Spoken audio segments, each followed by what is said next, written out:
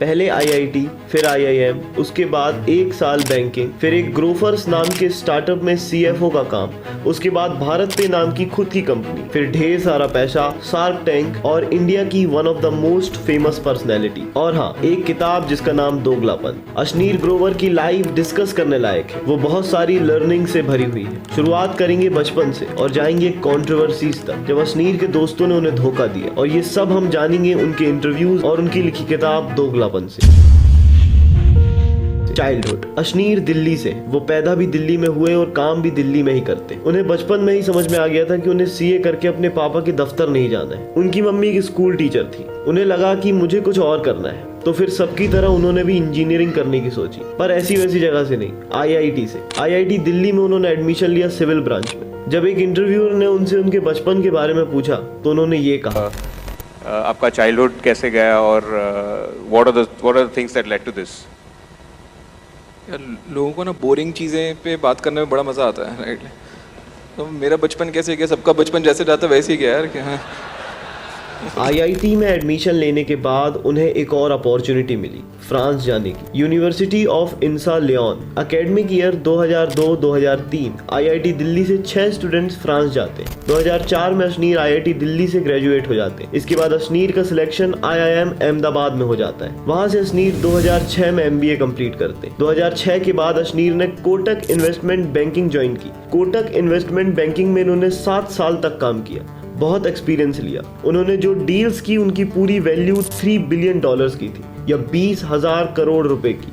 इसके बाद अशनीर ने अपनी जॉब बदलने की सोची और फिर वो अमेरिकन एक्सप्रेस इंडिया में काम करने लगे। वहां पे वो फिनटेक कंपनीज में इन्वेस्ट करते थे और इसी जॉब से उन्हें पेमेंट सिस्टम के बारे में डीप नॉलेज मिली। इन्होंने पेटीएम, मोबीक्विक, पाइन लैब जैसी कंपनीज को अच्छे से देखा, कुछ अच्छी इन्वेस्टमेंट्स भी की और यहाँ पे उन्होंने 2 साल बिताए। 2015 में अशनीर को एंटरप्रेन्योरशिप की पहली अपॉर्चुनिटी मिली, जब उनके कॉलेज के दोस्त अलबिंदर शुरू कर रहे थे ग्रोफर्स, और अशनीर इस बिजनेस में इकलौते सीएफओ बने। अशनीर ने एंटरप्रेन्योरशिप ज्यादातर यहाँ से ही सीखी। मिड 2017 तक 30,000 ऑर्डर्स पर डे ग्रोफर्स में आने लगे थे और कंपनी खड़ी हो गई थी। अशनीर इस कंपनी से बहुत अटैच्ड थे और लंबे समय तक इस कंपनी के साथ रहना चाहते थे, पर मिड 2017 में ही अशनीर को ग्रोफर्स छोड़ना पड़ा। पर अशनीर ने ग्रोफर्स से बहुत कुछ सीखा और अब वो अपना खुद कुछ बड़ा बिल्ड करना चाहते थे। इसके बाद अशनीर ने पीसी ज्वेलर्स ज्वाइन किया, क्योंकि वो रिटेल बिजनेस को भी करीब से समझना चाहते थे। पीसी ज्वेलर्स में वो कस्टमर्स को समझ रहे थे। उनका काम कुछ अलग था। वो पीसी ज्वेलर्स की तरफ से गोल्ड लोन बिजनेस क्रिएट करने की कोशिश कर रहे थे। वो 6 महीने तक करोल बाग गए कि कस्टमर और दुकानदार की किस तरीके की साइकोलॉजी होती है। वहाँ उनका ऑफिस था। उसके बाद जून 2018 में अशनीर ग्रोवर को एक मैसेज मिला आईआईएम व्हाट्सएप ग्रुप से। मैसेज विपिन अग्रवाल का था। विपिन अग्रवाल एक चाइनीज फंडिंग कंपनी में काम कर रहे थे और मैसेज में लिखा था कि जिस फिनटेक कंपनी को हम इन्वेस्ट कर रहे हैं, उस कंपनी के शुरुआती स्टेज के लिए सीईओ की आवश्यकता है। अगर कोई पोजीशन में इंटरेस्टेड है तो बताओ। अशनीर को पहले सुन के अजीब लगा कि शुरुआती स्टेज के लिए क्यों सीईओ की आवश्यकता पड़ रही है, पर फिर अशनीर ने फाउंडर से मिलने की सोची। आईआईटी दिल्ली के कैंपस में अशनीर की मुलाकात होती है भाविक कोलाडिया और शाश्वत नागरानी से। यही दोनों आगे चल के अशनीर के भारत पे में को फाउंडर बनते। अशनीर को लगा कि मीटिंग 1 घंटे चलेगी और ये मीटिंग 4 घंटे तक चली। भाविक और शाश्वत एक दूसरे को बहुत लंबे समय से जानते थे। दोनों गुजरात से थे। शाश्वत का अभी 3rd ईयर कंप्लीट हुआ था आईआईटी दिल्ली में और भाविक 5 साल बड़े थे। भाविक ने अशनीर को समझाया कि सारे यूपीआई ऐप एक सिंगल क्यूआर पे चल सकते हैं। तब तक यूपीआई ऐप्स पेमेंट रिसीव करने में मर्चेंट से 2% चार्ज भी लिया करते थे, पर इन लोगों ने अशनीर को कहा कि हम 1% चार्ज कर सकते। अशनीर समझ गए थे कि प्रोडक्ट बहुत वैल्यूएबल है, पर अशनीर ने 1% ना चार्ज करते हुए कहा कि हम फ्री ट्रांजैक्शन के आइडिया पे काम करते हैं और रेवेन्यू बाद में शॉपकीपर्स को लोन देके जनरेट करेंगे। सब कुछ प्लान हुआ। भाविक और शाश्वत के 24% शेयर कंपनी में रहे और अशनीर के 34%। भाविक सीईओ नहीं बन सकते थे क्योंकि उनके ऊपर क्रेडिट कार्ड फ्रॉड का चार्ज लगा हुआ था। भाविक को पता लगा कि किसी का सोशल सिक्योरिटी नंबर जान लो तो उसका क्रेडिट कार्ड अपने तक डिलीवर कराया जा सकता है। उन्होंने ऐसा किया और एफबीआई ने उन्हें पकड़ लिया। खैर, ऐसे शुरू हुई भारत पे की कहानी। अशनीर ने फंड रेजिंग को खुद हैंडल करने के लिए कहा। उन्हें दिख गया था कि भारत पे पेटीएम, फोन पे, पाइन लैब्स इन सब से बड़ा होगा। पोटेंशियल इन्वेस्टर्स को ऐसा ही कहते थे अशनीर। अमेरिकन एक्सप्रेस के संजय ऋषि ने 25 लाख का फंड किया, अक्षय मुंजाल ने 25 लाख का फंड किया, पेयू के नितिन गुप्ता ने और अंशु ने, इन सब ने मिलके 1.9 करोड़ का फंड दिया और 15 अगस्त 2018 को भारत पे का फर्स्ट क्यूआर लॉन्च हुआ। भारत पे बाकी सारे पेमेंट्स ऐप का एक क्यूआर था, इसलिए उन्हें सारे कंपनी के लोगो अपने क्यूआर में लगाने पड़ते थे। इसमें दूसरी कंपनी जैसे पेटीएम और फोन पे ने केस फाइल कर दिया। फिर अशनीर को ट्रेडमार्क लॉ में एक लूपहोल मिला कि दूसरी कंपनी का लोगो एजुकेशनल और इंफॉर्मेशनल पर्पस के लिए यूज कर सकते। फोन पे ने पे टर्म के यूज के लिए भी भारत पे कॉपीराइट का केस फाइल कर दिया था, वो भी भारत पे जीत गया। नाम भारत पे government of India Bhim UPI का रखने वाली थी और भाविक को ये नाम बहुत पसंद आया तो उसने रजिस्टर कर लिया। बहुत सारी इनोवेशंस की गई, जैसे नो कॉस्ट ट्रांजैक्शन, तुरंत ट्रांसफर किए गए पैसे का अकाउंट में आ जाना, जिसके लिए भारत पे ने यस बैंक के साथ कोलैब भी किया। प्री प्रिंटेड क्यूआरस, मतलब पहले से प्रिंटेड क्यूआर से दुकानदार के बैंक अकाउंट को लिंक करना, ये सब आज बहुत नॉर्मल है, पर उस समय बिल्कुल भी नॉर्मल नहीं था। ये सब रिवॉल्यूशनरी था। भाविक टैक्स साइट संभाल रहे थे, अशनीर बैंकिंग रिलेशंस और टीम को संभाल रहे थे और शाश्वत डिस्ट्रीब्यूशन को। कंपनी में कोई चाहिए था जो एडमिनिस्ट्रेशन संभाल सके। अशनीर ने अपनी वाइफ माधुरी को हायर किया। माधुरी डायरेक्टर और एचआर हेड बन गई। आगे कंपनी ने और फंड्स उठाए और कंपनी लगातार ग्रो करती रही। इंटरनल चेंजेस होते रहे पर कंपनी पे कोई असर नहीं पड़ा। मिक्की मल्का जो फिनटेक का बहुत बड़ा नाम था, अशनीर ग्रोवर को कहता है, मुझे लगता है तुम तो गए।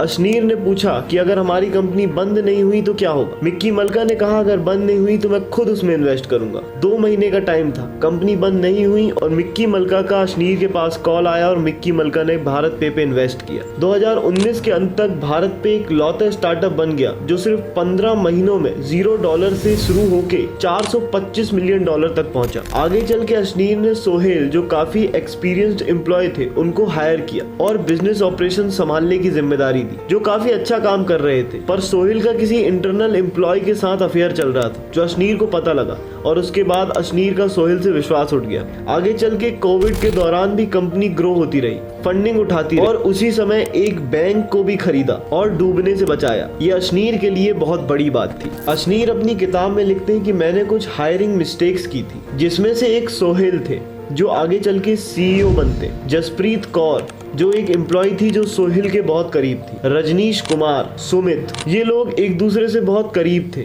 और अशनीर हमेशा एक छोटे ग्रुप में हैंग आउट करते रहे। यही अशनीर की बहुत बड़ी गलती साबित हुई। अशनीर ने कोविड के दौरान $625 मिलियन की फंडिंग उठाई और आईसीसी को स्पॉन्सर भी किया। अशनीर आईपीएल को स्पॉन्सर करना चाहते थे, पर पूरे प्लेयर्स की जर्सी में इतने सारे कंपनीज के लोगो थे तो सिर्फ एक ही जगह अशनीर को दिखी, प्लेयर्स के बम। एक तरफ क्यूआर और एक तरफ भारत पे का नाम हो तो सबका अटेंशन वहां पे जाएगा, पर ये चीज रिजेक्ट हो गई। आगे चल के अशनीर से एक बड़ी गलती हुई जो उनकी कंपनी से बाहर निकलने की वजह बनी। अशनीर, भाविक, सोहेल और सुमित सब के सब जसपाल बिंद्रा से मिलने मुंबई गए थे। वहां पे पार्टी थी क्योंकि अभी अभी भारत पे ने एक बैंक को खरीदा था। वहां पे अशनीर आराम कर रहे थे और बाकी लोग ड्रिंक। अशनीर ड्रिंक और स्मोक नहीं करते। अगले दिन भाविक अशनीर को बोलते हैं, कुछ लोगों को माधुरी को रिपोर्ट करने में अच्छा नहीं लगा क्योंकि वो सीएफओ नहीं। सोहेल ने ड्रिंक करते हुए कहा कि अगर माधुरी बोर्ड मेंबर बनती है तो वो कंपनी छोड़ देंगे। सोहेल की बात सुन के अशनीर दंग रह गए। उन्होंने अपनी वाइफ को बोर्ड में अपॉइंट नहीं किया। अशनीर की सबसे बड़ी गलती थी सोहेल को अपॉइंट करना और बोर्ड मेंबर बनाना उनके हिसाब से। इसके बाद शार्क टैंक के ऑडिशन शुरू हो गए। अशनीर के घर में ऑडिशन चल रहे थे। अशनीर दूसरे सेशन में अमन गुप्ता से मिलते जो शार्क टैंक के लिए बहुत एक्साइटेड थे। फिर अशनीर को धीरे धीरे करके सारे शार्क्स के बारे में पता लगा और वो बहुत खुश थे कि उन्हें इतने अच्छे लोगों के साथ काम करने का मौका मिल रहा है। हफ्ते में 3 दिन शूट होती थी, फ्राइडे से सैटरडे। शार्क्स को सेलिब्रिटी की तरह ट्रीट किया जाता था। अमन,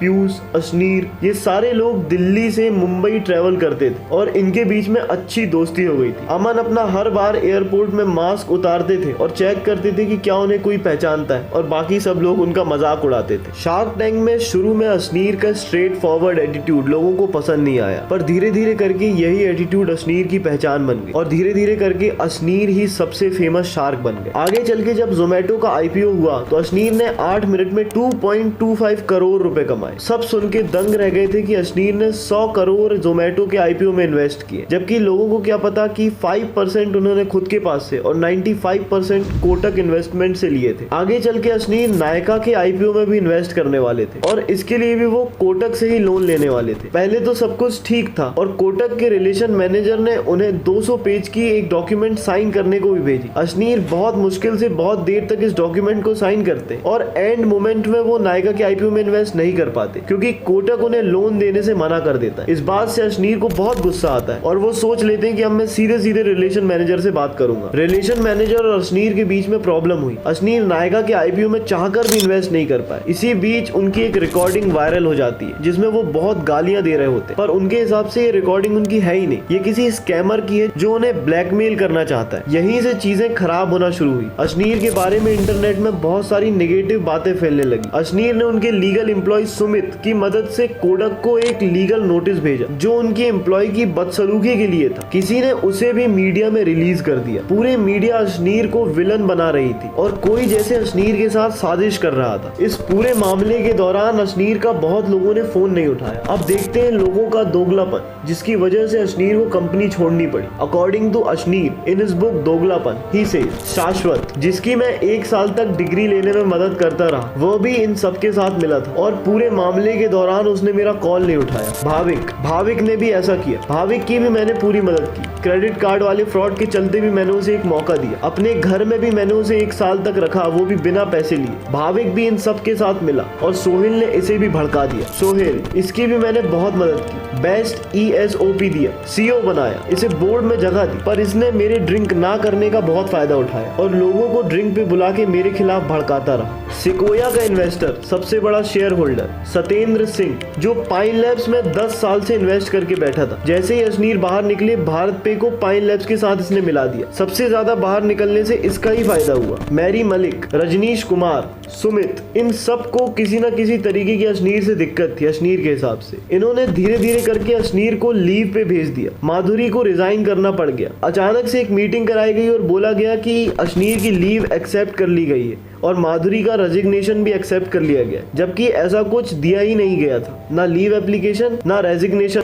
भाविक ने अशनीर को मदद करने का बोला, पर सोहेल को बोर्ड से नहीं हटाया जो उसे करना चाहिए था। अशनीर और माधुरी को रिजाइन करने के लिए मजबूर करा और एक फेक इन्वेस्टिगेशन कराया। अशनीर ने अपने रेजिग्नेशन में लिखा कि पिछले 3 सालों से मैं जिस कंपनी को इतना बड़ा बनाते रहा, उसके लिए इतना काम किया, उस कंपनी को छोड़ते हुए बहुत बुरा लग रहा है। मेरे ऊपर फालतू के इल्जाम लगाए जा रहे हैं, मुझे टॉर्चर किया जा रहा है, मैं अपने ही इन्वेस्टर्स और बोर्ड ऑफ डायरेक्टर से लड़ रहा हूँ, अपना टाइम खराब कर रहा हूँ। सबसे ज्यादा नुकसान इसमें भारत पे का हो रहा है। अशनीर ने कंपनी से अपने शेयर के पैसे लेके रेजिग्नेशन दे दिया। अभी भी अशनीर भारत पे के सबसे बड़े इंडिविजुअल शेयर होल्डर है। इन सारे लोगों ने अशनीर को दोगलापन दिखाया। अशनीर की लाइफ बहुत सारी लर्निंग से भरी हुई है, जैसे हमेशा काम करते रहना चाहिए, चीजों को लेके पैशनेट होना बहुत इंपॉर्टेंट है, रिलेशंस के बारे में बहुत अच्छी सीख मिलती है कि लोगों पे आंख बंद करके विश्वास नहीं करना चाहिए, और भी ऐसे बहुत सारे लेसन्स आपके दिमाग में आए होंगे। तो कमेंट सेक्शन में अपने सारे लेसन्स को बताइए, सब्सक्राइब करिए।